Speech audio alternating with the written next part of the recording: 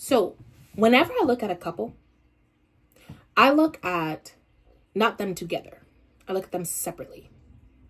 And when I see who they are separately, that helps me understand whether or not they're able to push through in their relationship and actually be a good match for one another. And it's interesting because my sister asked me once, she was like, how do you always know what a couple is going through? Because usually I can look at a couple and I can see their problems. I can see, why they're good for each other, why they're not good for each other, why they chose each other. I can see what they're mirroring back to each other very easily. And she asked me, she's like, how do you do it? Like, what exactly tells you the information? Because a lot of times she'll ask me about like famous couples or couples that are online about what's going on with them, and I'll straight up tell them like, they're gonna like go through a rocky phase and they're gonna break up in 3 months, and they will break up in 3 months. And it's one of those things where it's not a judgment, it's not any of that stuff, it's just the individual parts of this relationship tells me exactly what's going on in the relationship. Every single person you come into contact with is a mirror for you, which means that the relationship, as cute as it may look on the surface, as beautiful as it may look on the surface, you can give me a couple that literally is doing all the beautiful things. They got married, they have beautiful kids, they have a beautiful home, they both have great jobs, they're both, just doing amazing things. They could literally be what is called a power couple. And I could still look at them and say, here's the issue. Reason being is because the issues that a couple has lies in the individuals. And a lot of times we will connect to the people who are going to highlight and help us understand our own problems, understand ourselves very clearly. Every single relationship that you have, every single person that you connect with, every person that you like, especially if it's romantic, right? That romantic situation is there to highlight the part of you that you need to overcome, the part of you that you need to learn and see. And the reason why we get mirrored back to us who we are through people is because we can see clearly in others what we can't see in ourselves. So whenever I see a couple and I see a situation, like I know a couple is going to last based off of the problem that they have. So for example, if they have an issue and the issue is a relationship issue, right? It's the both of them. It's something to do with the relationship. That's a couple that's most likely able to get over it. They're able to move past it. They're able to overcome. But when it is a personal issue that seems like a relationship issue, that is when it's difficult to overcome because there's only one person that can overcome that issue. So for example, my sister showed me this couple that was talking about, I believe it was like waiting or something like that. And as I was listening to the information, I was just like, interesting. Had the whole waiting for marriage been something that was a relationship situation, that would have been okay. But it is the idea that it is one person that has a personal issue that they're not being 100% vulnerable about that has them stuck, has them ruling and almost controlling the way that intimacy is going to play out within their relationship.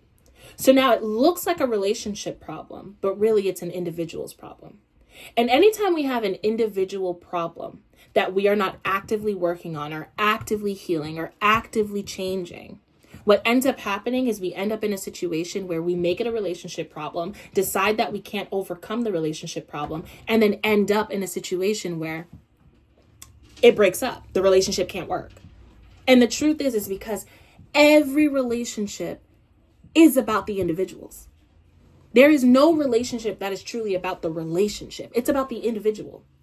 If you really think about working on your relationships, it's not just saying, okay, here's the problem in the relationship, let's work on that one problem. It's each person that has to come in and work on the problem.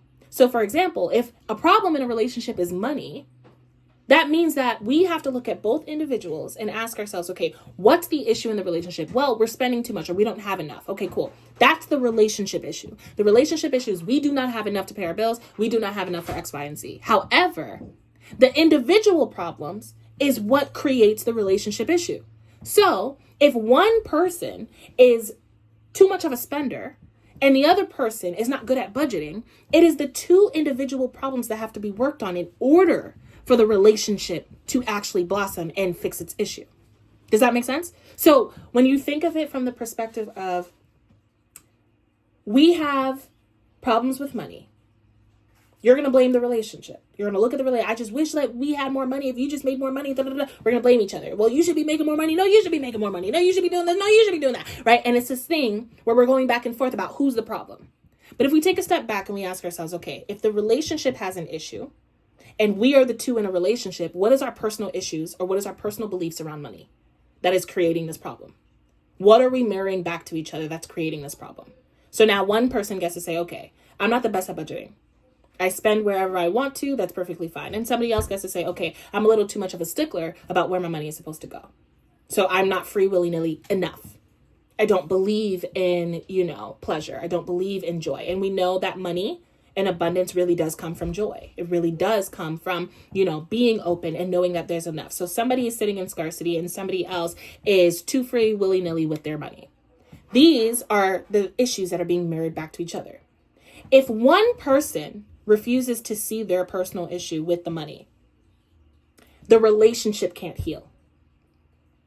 If one person decides that they're not the problem, that the problem is only in the person that's spending too much money, and that person needs to stop, and they can't see their ways, the relationship issues don't end. It now turns into resentment. It now turns into annoyance. It now turns into something that actually feels like we're going at it, like we're not partners.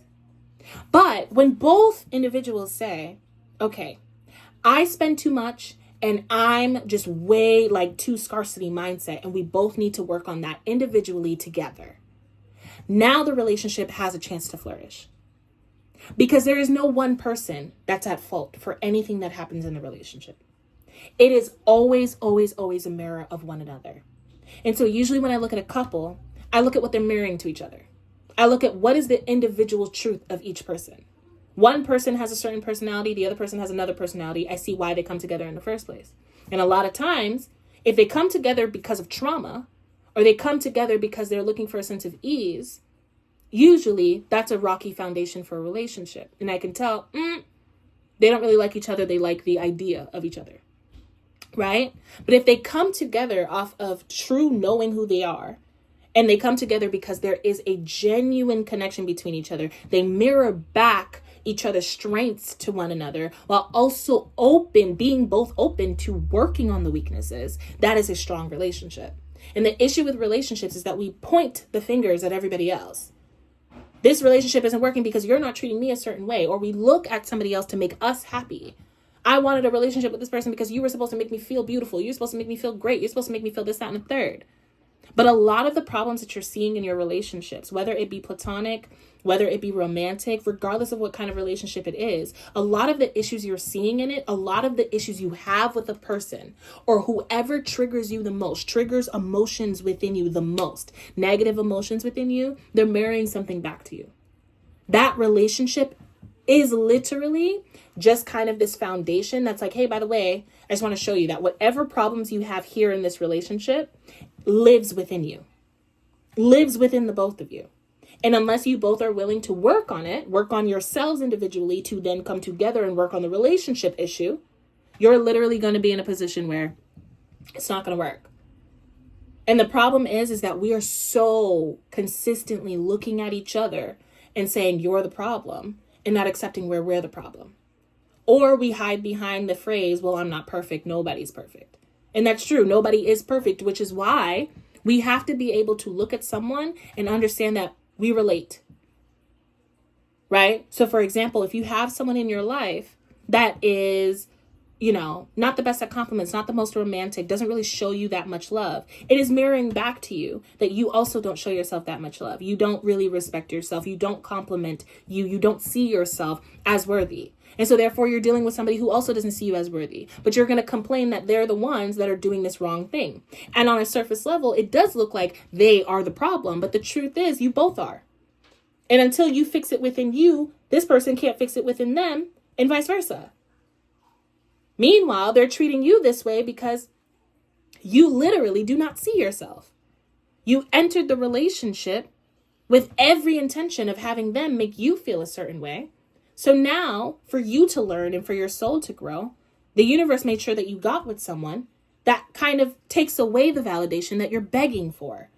And since it takes away the validation you're begging for, it's trying to say, hey, you see this gap that you're feeling in this relationship that you think is a relationship problem? It's not. It's a you problem.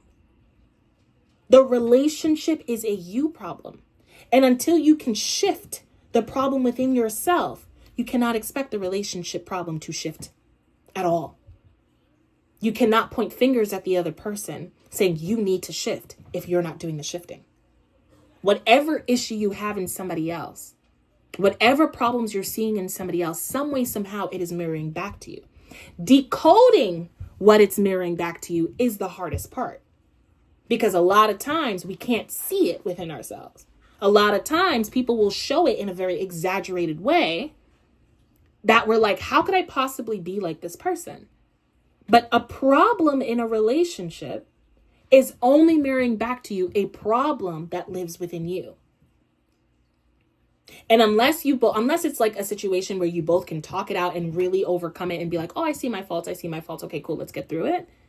If it's a situation where it's like, this is an issue and it's just like going at each other, or you're just only seeing the problem with this person, it's mirroring back to you. If you're sitting here upset with your significant other, upset with your friend, upset with how certain people show up in your life, it's mirroring something back to you. It's telling you that there's a fundamental core belief that you have that needs to change. It's telling you that there's a way that you treat yourself that you need to change. It's telling you that something needs to change. And that's the harsh truth that sometimes we don't want to accept, because we have learned that relationships are outside of ourselves, but it's an extension of us. Every relationship you have. And right now we're talking about people, but we're going to talk about the relationships we have with stuff, with things, with energy. All of it is a reflection of us. So we do ourselves a disservice when we are only pointing fingers, when we are only waiting for the other person to change, when we are only seeing ourselves as this beautiful, like, oh my gosh, I was just so great and they treated me so horribly. Yes, they treated you horribly. So on a surface level, they suck. They're horrible for that. But they're also mirroring how you treat you horribly, or how you accept yourself to be treated horribly, which means you don't respect yourself. So they don't respect you. And you're probably mirroring something back to them as well. Most likely. But because we're talking about you, we're talking about you. And I've had people come to me with so many different kinds of scenarios. Yeah, but if I'm dealing with someone like this, I would never do that. I would never do it the way that they do. And I can still pinpoint what they're mirroring back. And sometimes what they're mirroring back isn't even directly within you.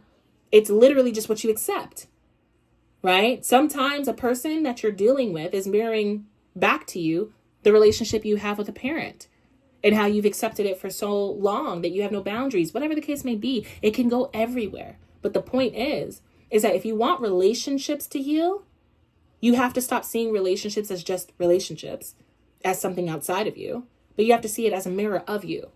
So the first thing you got to ask yourself is, okay, this just triggered me. This just pissed me off. This has been a problem in my relationship. I'm seeing the issue within my significant other. I'm seeing the issue within my friend. I'm seeing the issue within my family member. What is it mirroring back to me? What in that do I relate to? What about that lives within me? Where can I say I'm similar or the same?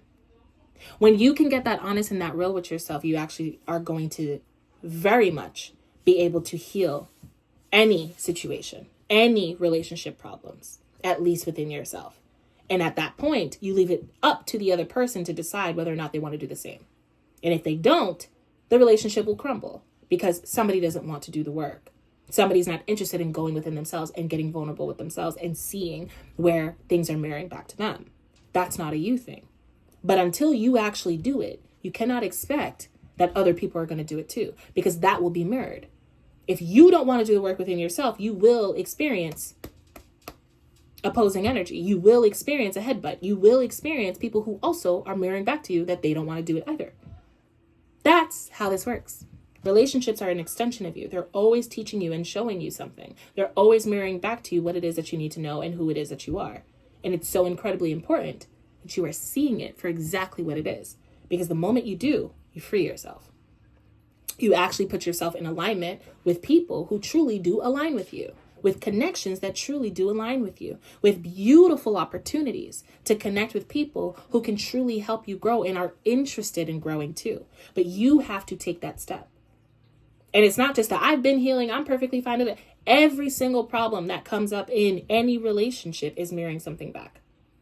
Whether it's minor or big, it is mirroring something back. And when you can take full accountability and full responsibility for what it may be mirroring back, and then actively do the work, actively check in, you're going to keep experiencing it again and again and again and again. Because that phrase that we hide behind, no one's perfect, is true. So you can't expect them to be perfect, but you also can't expect you to be perfect, which means there is something in you that it is telling you to heal, to change, to shift.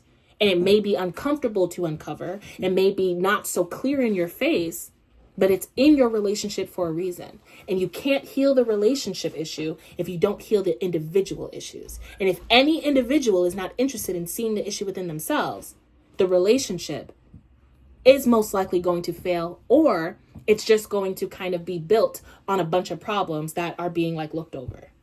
And that's when we're unhappy in our relationships. Try to say relationships, and I was like, that's when we're unhappy in our relationships. Okay? So we'll definitely talk more about this. I always say we're going to talk more about this because we are. Because we are. Every relationship is connected to you. Every single one. Romantic, platonic, family. It doesn't matter. It's all connected to you. And when you live that life where you realize it's connected to you, you get triggered a whole lot less. You start to understand why you're going through what you're going through. You stop assuming that everyone and everything is against you. And you start understanding that, okay, this is just mirroring something back to me. Sometimes it's just mirroring a quick mindset that you have, and it's saying shift your mindset. When you run into strangers that are mean, or you see a situation that's tough, it's just letting you know you're moving into negative mindset. Hey, by the way, you're thinking negatively right now. Shift that. It doesn't always have to be this big thing, but it is mirroring something back. Own that truth, and you will own all of your relationships.